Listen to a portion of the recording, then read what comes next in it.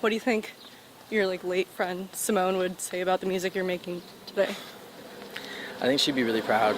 I know that when she passed, she was really proud of me. 2 days before she passed, she came to one of my shows, and after she like jumped on me and wrapped her legs around me and was like, "I'm so proud of you." And yeah, it gives me chills to think about right now. And then the second I got into a recording studio, I was like, this is home. I need to do this for the rest of my life for sure. It's funny because the only class in high school that I ever got a D in was physics. Oh, but that's like all math. Yeah, I mean, it was because I was like smoking weed every day. Oh. That might do it. It's like, yeah. What's like your biggest fear now? Spiders. I fucking hate spiders. I like kind of can see up there, and I'm like, my head is off a little bit. Is it better like that? Yes. Yeah. Okay. Yeah. Maybe I could like walk behind you.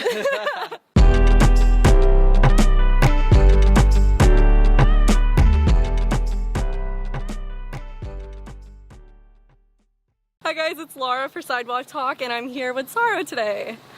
Hello. Cool. Well, let's get started. So the first question, where did you grow up? I know you grew up in like Los Angeles, but like where exactly? Yeah, I grew up in the Valley. I grew up actually in Calabasas. I'm from the Valley, and I grew up in Granada Hills, so what was it like growing up in Calabasas? I was like one of the only like biracial or like black people in my high school, so we called it Cala Blacklist. Oh my god! So it was interesting actually. It was kind of like a school. I went to Calabasas High School, and it was kind of a school where like you'd go away for the summer and come back, and like everyone would look different, and you'd be like, "What happened to your face? Like what changed?" What do you mean, like Botox plastic surgery? Yeah. Oh yeah. shit! It was interesting. It was definitely like a strange and jaded place to grow up. What was like your favorite thing about living in Calabasas, though? Oh my gosh, people just had like crazy fun parties. Yeah. Because all their parents were super rich, so. And had big houses. Yeah, and, exactly. Yeah. So like the parties, I think. Cool. Do you have any like memorable party stories from that time? High school? Oh my god. Just like too many, but like they're all kind of hazy. Well, of course. Yeah. So no major ones? I'm like trying to think of something that memorable. I mean, there were just like so many random blackout moments of like people dancing on cars. My friend one time like flipped his Jeep and like got out of it. Yeah, it was wild. Wait, what do you would mean just flipped be his crazy. Jeep? We would go like off-roading and we'd like drift in the canyons and stuff. That's And then sick. one day he was literally just, we were in like the parking lot about to go to a party. And he did like a donut, and the whole thing just fucking flipped. And him and my friend that were in it, like I was standing outside watching it, and we were all just like, "Oh fuck!" But anyway, like they were all fine and stuff, but the car was totaled. So shit. yeah. Was he drunk? He was not drunk. That was actually like my only sober friend. Oh my god! So Yeah, he was did always the donuts and DD. flipped it. Yeah, he was always the That's DD. crazy. Yeah. Did your parents like always live in Calabasas, or did they move there from somewhere else? I was born in Oxnard, so they were there. They actually were both born there too. Both my parents were born in Oxnard, and then when I was like 5, my mom moved to Calabasas, and my dad moved to Marina Del Rey. Got it. Yeah, my parents have been divorced since I was like 4 or 5. What was that like when you were a kid and your parents divorced? It was fine. I mean, I was so young that I didn't even really know the difference. So it's like all I really knew was them being apart. And it was fun. I got like double Christmases and double birthdays and shit. It was fun. What do your parents do in the first place? My dad's a dentist, actually. Oh. Yeah. And then my mother, she owned a jewelry store for like 30 years. Cool. How'd they meet? Now, I think they met at like a club. And my dad like wouldn't leave her alone, and he just saw her and like knew he needed to like have her number or whatever, and so he started buying her and all of her friends drinks. He's got that dentist money. Yeah, so. yeah. And he had like a nice car, and he just kind of like wooed her a bit. And then apparently her side of the story is that she wasn't into it at all, and he kept calling and leaving messages and all this stuff. And I think he ended up getting her number from her friend. Oh my god, he was persistent. Yeah, he was very persistent. So then finally she gave in and like went out with him once, and then they fell in love. So yeah. And then they divorced. And then they did. They're still cool though. They're on good terms now. That's good. Yeah. Would you say there's like a personality type of your parents that you're more similar to, or? Oh my god, I'm such a mix between both of them. My dad is super mellow, and I think I have a lot of that. And then my mom is like really driven and like gets shit done and doesn't take shit from anyone, and I think I have some of that as well. Yeah. But yeah, they're pretty opposite. Cool. Did you grow up with any siblings, or are you an only child? I have an older sister who's 2.5 years older, and she has two kids. So I have two beautiful nephews. Aw. Yeah. Are you guys close, like you and your sister? Yeah, we're close. We are close. We used to be super close when we were younger. But it's harder as you get older, I think, to like stay that close and hang out with them as much. Especially when you're like working. Yeah, too. but now that she has kids, I try to see them as much as possible. So yeah, we're getting close again. Got it. That's cool. Yeah.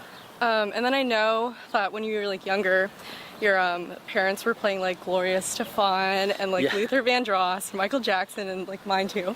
And like your interests now are like Radiohead and like the Smiths. Yeah. Which is like more indie and like experimental rock. Like how would you say like your interests or your music interests as a kid influenced your music interests today? Yeah. So I think my parents having like a wide variety of people that they listen to. My dad had such a strange, like he would have the Phantom of the Opera CD in his car all the time, and then he would listen to like smooth jazz that I would fall asleep to in his car. And then my mom was very like Luther Vandross and Gloria Estefan and Janet Jackson and stuff. So I think like getting all of that mix. My dad would also listen to, I don't even know, some of the like Peter Frampton and like just random stuff. So anyway, it was very eclectic, and it made me have like an appreciation for music. My mom was actually a singer. Oh. I found this out like way later in life, but while she was pregnant with me, I was in the studio with her, and she was recording her first EP. That's cool. And only EP. And I have that music now, and it's so hilarious. Why? And I'm gonna, just cause it's like this like 80s, it sounds like a Tiffany, like, I think we're alone now, like that kind of thing. But I'm actually gonna sample it for my first album. Sick. That's wholesome. Yeah, it'll be good. And then when you were a kid too, like your parents would record you singing. Yeah. And then like only when you got older you started like actually singing. Like what was like your interest in doing it for yourself? I think it just took, I knew that I liked to sing. Like I was singing from such a young age, like 5 years old, just like in the closet, in the showers, like just a closet singer, I guess. But my parents would try to record me and send it to people and places, but I was too shy, and I was like, just leave me alone, I want to play video games. but yeah, once I got to college, I was like, you know what, I can like maybe do something with this. And then the more I did it, and then the second I got into a recording studio, I was like, this is home, I need to do this for the rest of my life for sure. So it kind of just like evolved over time. Yeah. What were you like in high school and college anyway? Like were you in any clubs, or like did you have any quirks? I was a total nerd in high school. I was like an avid gamer. Like I played every video game. Like what? Like World of Warcraft and Warcraft 3 and StarCraft. That's super nerdy. like all the nerdiest games. But then I also was friends with like everyone at school though. Like I would literally at lunch walk around and like visit every table for like 5 minutes. Oh, okay. So I was like friends with all the jocks and like the like popular kids and like just everyone, but like my core friends that I loved hanging out with the most were like my gamer nerd friends. So do you still talk to them today? Yeah, I do. They've all kind of moved to different states and stuff, but sometimes we game still. But I do love that like not many people know that I'm a gamer. Yeah. But I also like wear it proud. I wear the badge of a gamer proud. True nerd. True nerd. Let's go down this way. Okay. So did you have any like jobs unrelated to music while you were in high school or college? Oh my gosh, my first job, I was working at a Christmas tree farm. What? Like loading up Christmas trees into trucks and like delivering them to houses. How'd you even get that job?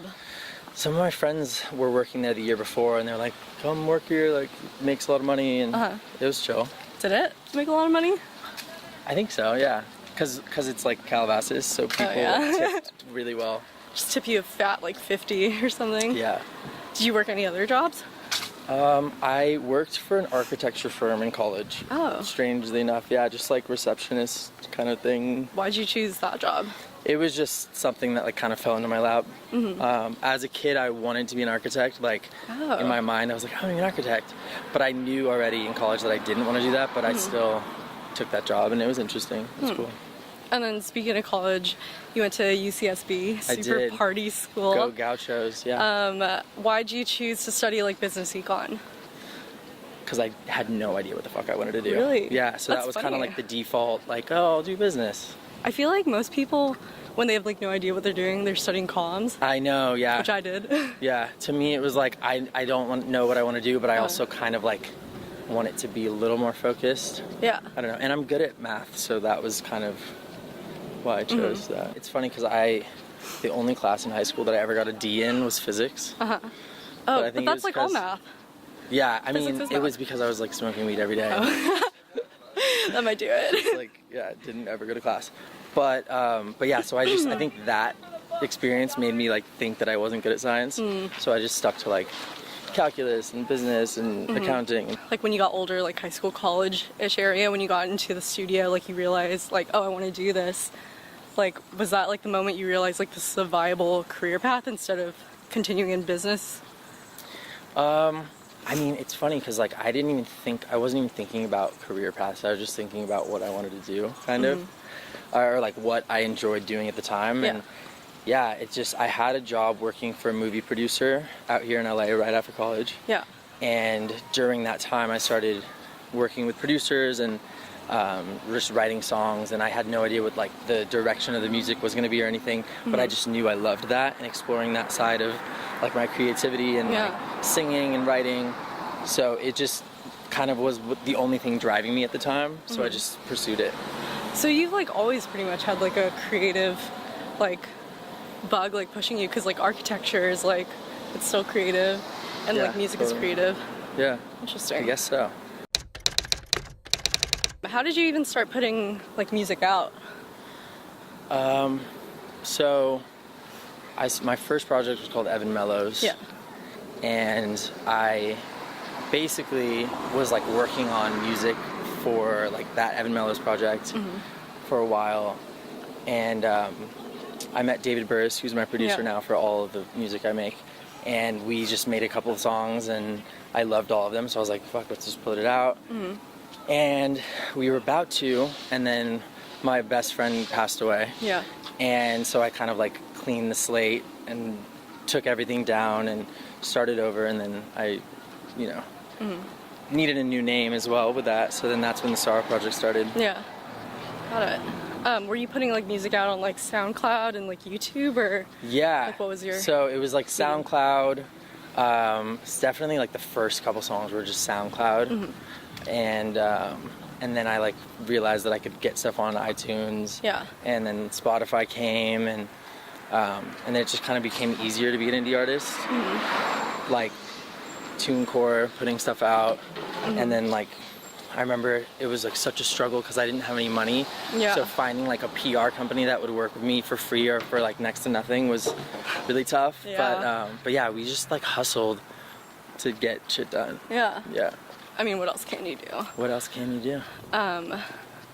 Like, what were you doing exactly to even like make money, like to support yourself while putting out music? I honestly wasn't.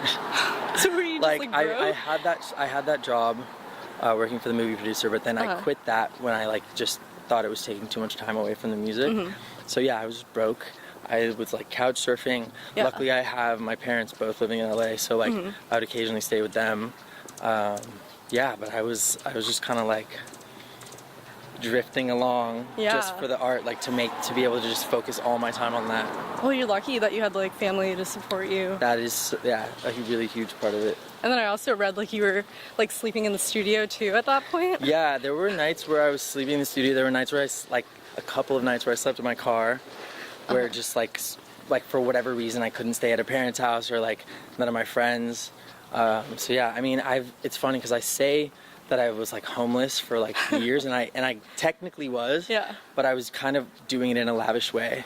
Like being taken in by people. Yeah. Your close loved ones. I would just find like random places to stay, and sometimes they would be like beautiful houses that like people were out of town for like 3 months, so I would get to like house sit or whatever. But I like never had. I like only now recently have a place to like call my own again. So yeah. Yeah, you moved like 2 days ago, right? Exactly. Got it. And then how did you meet Robin Hannibal, your executive producer? Yeah, so I was in the studio, actually in Santa Monica, not far from here. And he was friends with the studio owner, so he was like in and out of the same studio I was recording in. And I think he just like heard a demo and was like, oh, or no, actually this guy Itai was a bass player, and he works with Rye. So he knew Robin, and I think that's why he was there as well. Got it. So yeah, he heard something that I was doing with Itai or something, and then yeah, we connected and just kind of hit it off. Oh. So in the past, I read that you are like most scared of like failure and like true vulnerability, like, and that's one of the reasons why you created SARO instead of putting just like your name, Evan Windom, out there. Like, why would you say those are your biggest fears, like out of all things? Because they're so hard to, well, true vulnerability is so hard to like actually break through and show to the world, like to people. And failure is just, yeah, that is definitely, it's just, it would fucking suck to fail. But I'm learning now that, I'm learning first of all how to be more vulnerable and like be my like true authentic self in like public situations. But also I'm learning that failure is growth. So like small failures, like the more you fail, like the fucking better you're doing. Yeah, true.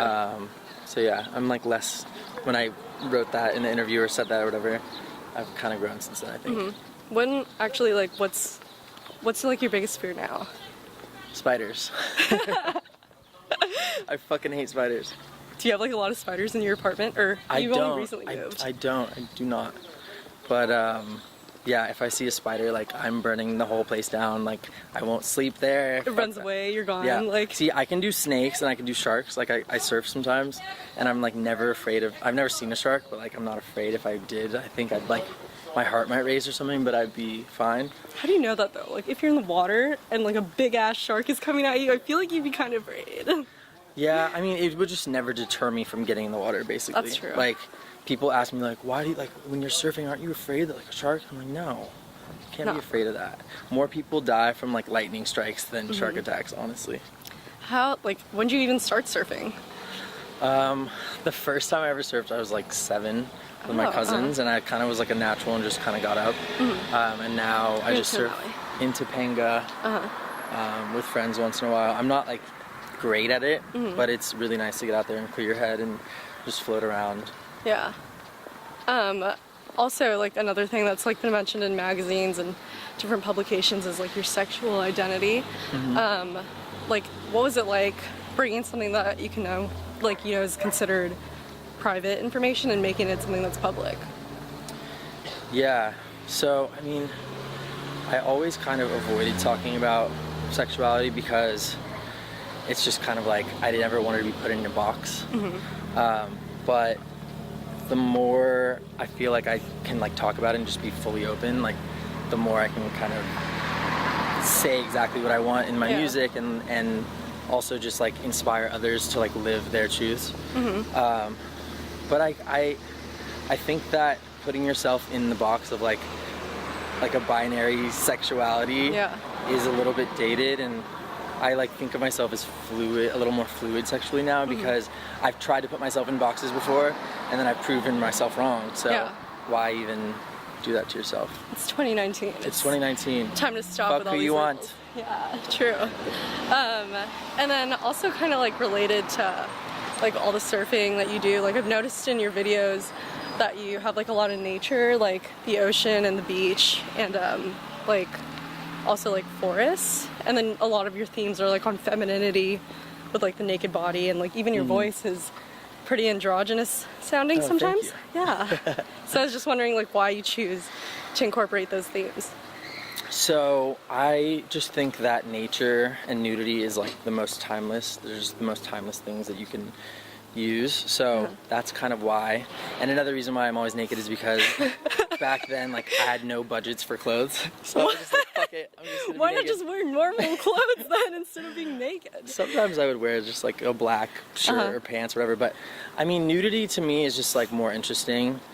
And it's just like the most vulnerable, you know? There's just like me also trying to get back to that place of vulnerability when I was writing these songs, or you know, just expressing like my true naked self. And then just like nature. I think things that are man-made kind of date things or like cheapen things.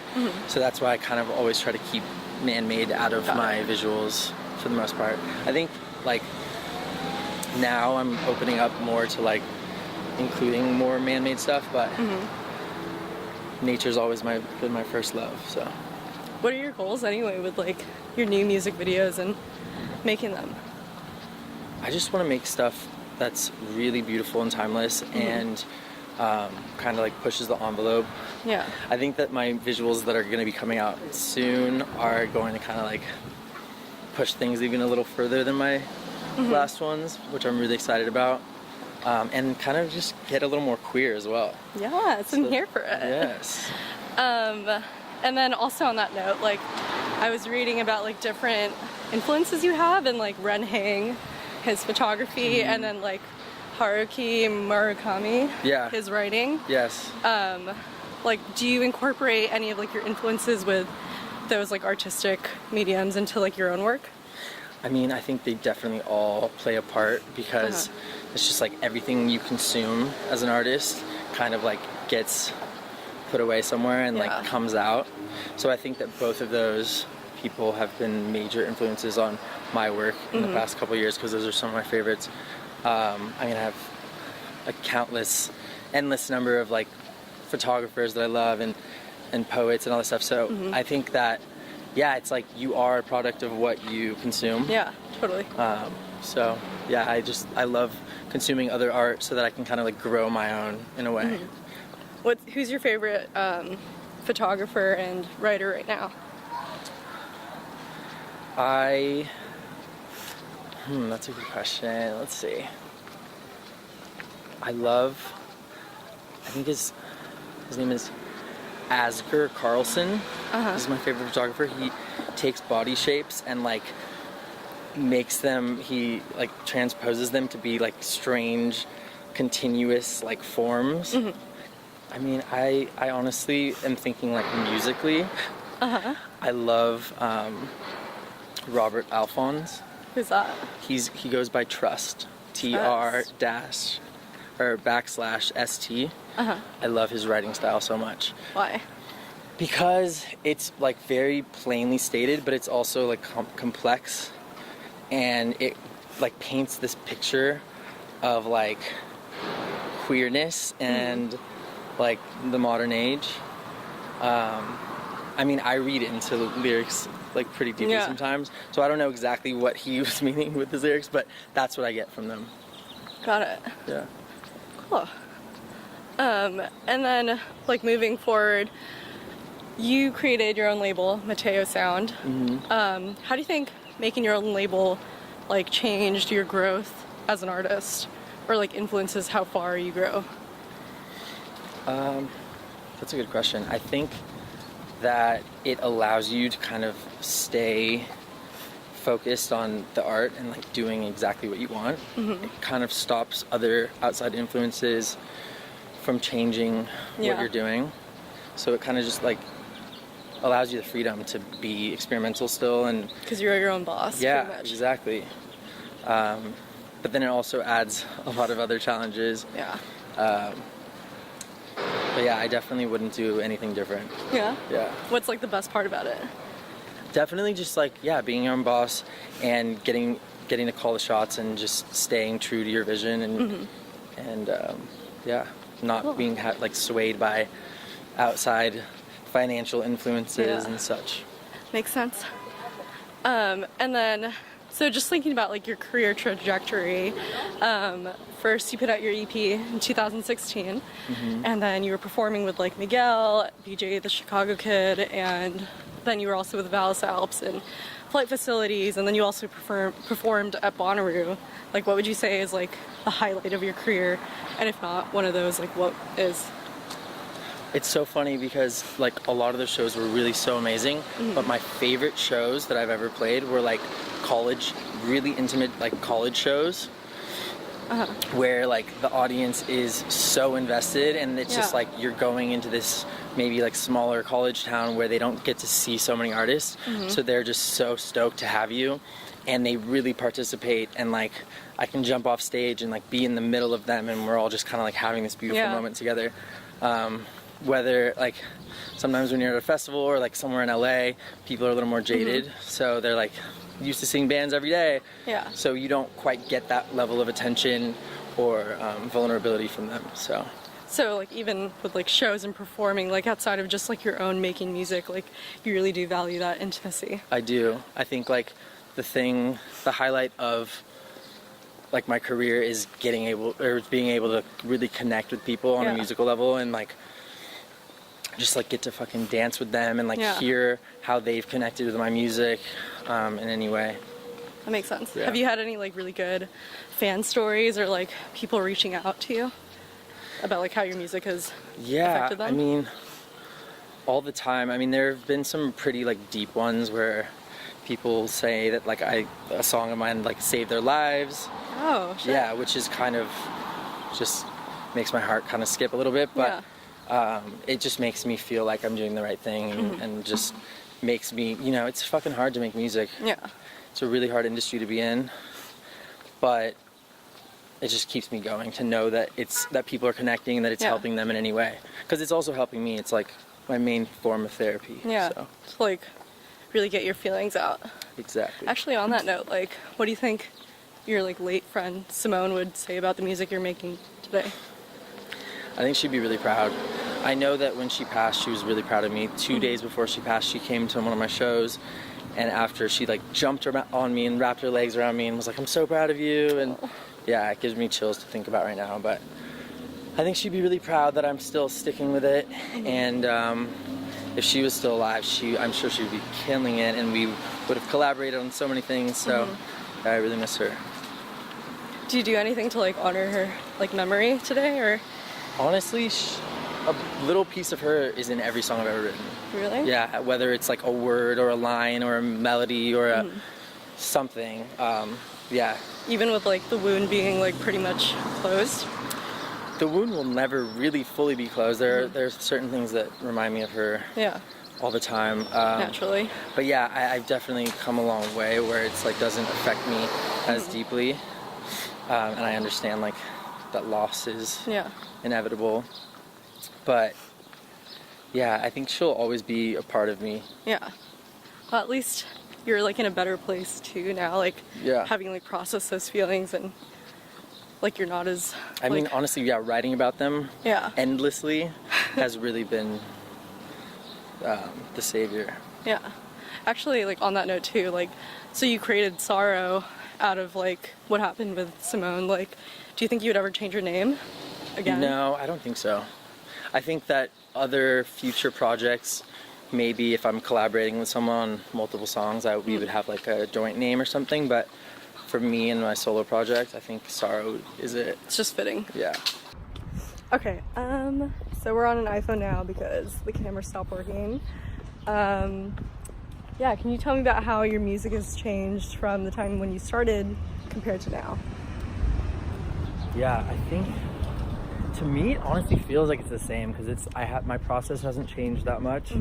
Writing in the shower, right? Yeah, I write in the shower. I always like to like basically freestyle in the studio a lot, and then we like put all the melodies together, and then I take the lyrics home and like write in bed. Yeah. I like to like write in pitch black with just like my screen, either like my phone screen lighting the room or like my laptop. And then like sometimes I'll like close the laptop and just like lay there and listen to the melodies and come up with lyrics that way. Do you actually know? So it's a person who is co-signed by like Bon Iver and Kanye West. He does the same thing. Like he like works on music like at like 2 a.m. in like pitch black. Yeah. Do you know who that is? I don't know who that is. Oh well, never mind. But anyway. Yeah, I love that process. It's like when you're alone in the dark, it like kind of all of the distractions leave, so you kind of can just come up with shit like stream of consciousness. Yeah, and just focus on the music. Definitely. It's like a sensory deprivation. Yes. Thing sort of. Exactly. I want to do one Stranger of those. Things. Do you watch it?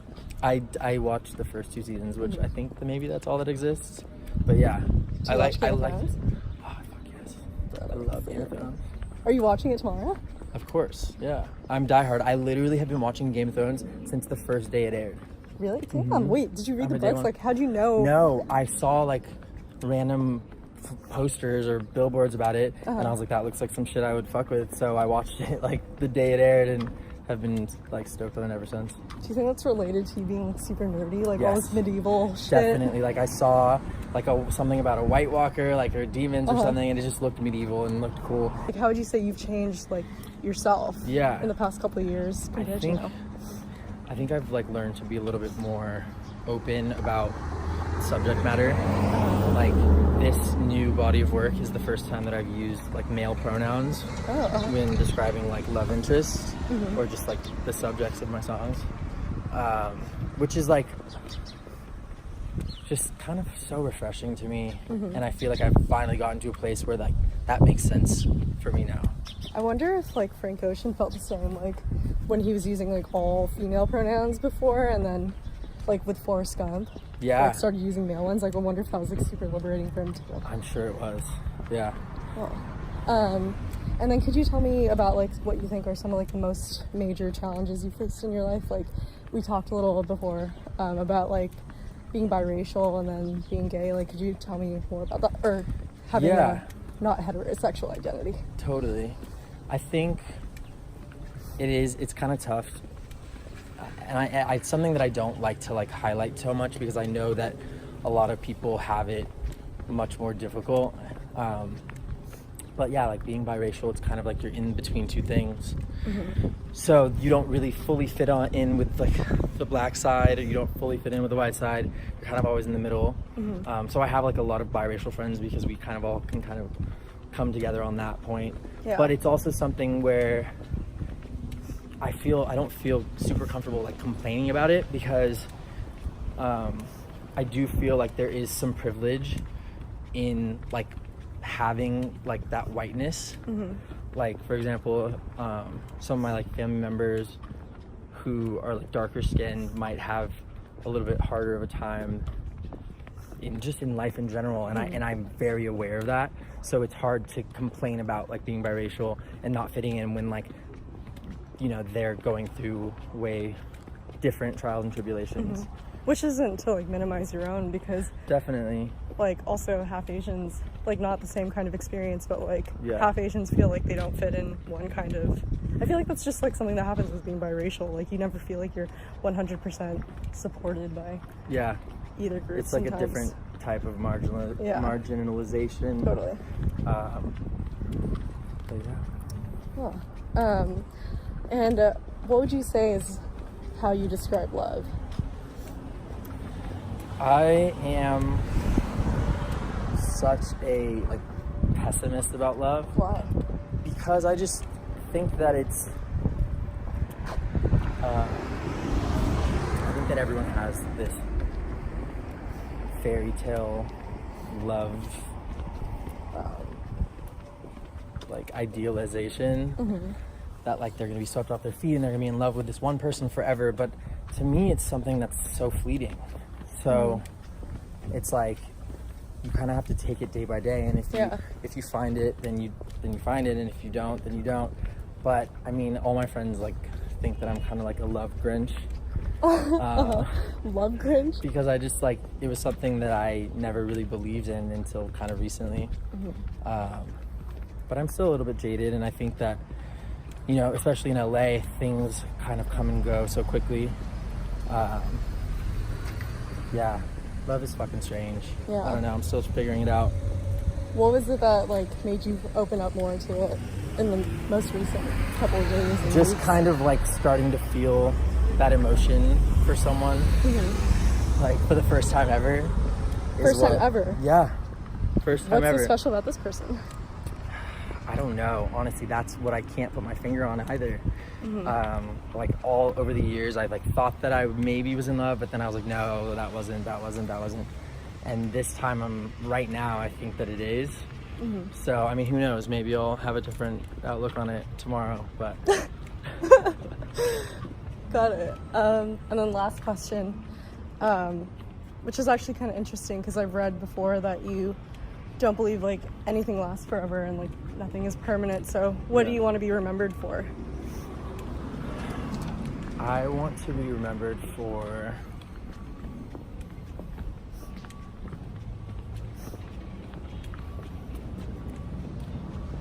just like being fucking vulnerable, like being naked in nature and just talking about